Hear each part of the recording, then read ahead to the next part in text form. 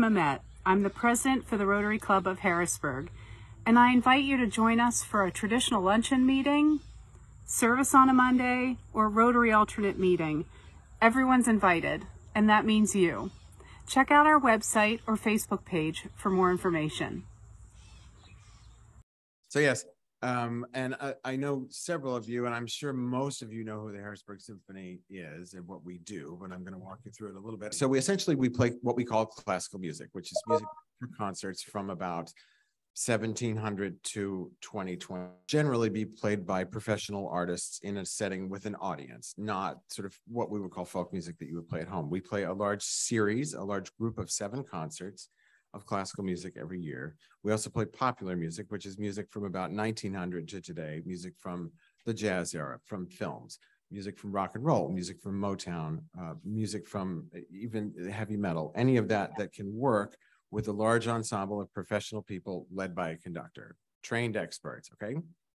And our business model is based on both ticket sales and philanthropy.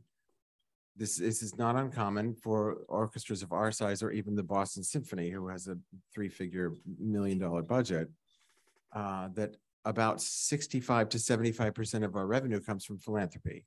We have never been able to, if we charged what it cost us to make the product, tickets would be prohibitive. So we've always walked the line between access and a healthy bottom line. So our annual budget is about $3 million. We have a full-time staff of about 8, part-time staff of sort of 8 to 15, depending on the production. Most of them are stage crew or people who are ancillary members of the orchestra. We have 75 regular orchestra musicians who are union members of the governed by the American Federation of Musicians. They are employees. So they work they have, like I did when I first graduated school, they have maybe 8 or 10 ensembles of our size that they work with on a regular basis. We all try to sort of juggle those schedules. And a lot of them have students, a lot of them have spouses with other jobs. Some of them have second careers themselves. So this is what we do in a normal time. We also have outdoor concerts in 4 counties, which we finally resumed this year.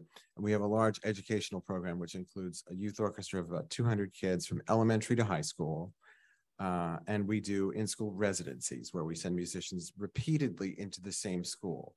We also do 2 annual large concerts at the Forum with 1,500 kids from 3rd, 4th, and 5th grade where they come and hear us. And the beauty of music, most of our instrumental music, which does not have words, is that it hits you viscerally and it can be whatever you want it to be. You can make up the story in your head. And this community has been, while new to me, has been extraordinary. I mean, the support that we've seen and received. Of course, we also did all the government support with the PPP loans, the shuttered venue grants, and all that stuff. But the individual and corporate support from this community has really kept us going. We would not be as well positioned as we are now without everyone in this community who gave to the Harrisburg Symphony and continues to do so. So I want to thank you if you are in this room, which I suspect you are. As we go back, what's in the future? Let's take a moment to just look through this. I think you have a season brochure, and I'm not going to walk you through every single concert, but I'm going to talk a little bit about the Masterworks program, which is maybe less familiar to some of you. This classical music program presents, so we look at the first one, we have Richard Strauss' Don Juan, which is a tone poem from 1888, a Brahms symphony from a little bit later. We have Stravinsky, written in 1920, now I'm in November, based on a piece from the 1700s. We have a lot of women soloists this year. We have music from America. We have a premiere by Jennifer Higdon, who's a Philadelphia composer. We have Mozart in March, one of the greatest, most well-known classical composers of all time. This was the symphony he wrote in the last year of his life, 1791. All of that doesn't really matter. What matters is that you give yourself the freedom to come and hear it, because you don't need to know anything about music history. Who was it? Someone just asked me a music history question the other day, which I completely bombed. And I do have 2 degrees from the Juilliard School. You know, I was practicing a lot. The thing, I think one finds that classical music can be some about it, but that is absolutely not why we do what we do. A lot of us had entry points to music in schools in 3rd, 4th, or 5th grade. We remember something about that.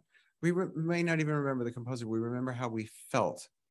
Young people, especially because they're not inhibited, they physically respond to music. So I encourage all of you to experience what we're doing. And I think Harrisburg is a wonderful place to be. And I thank you for your time.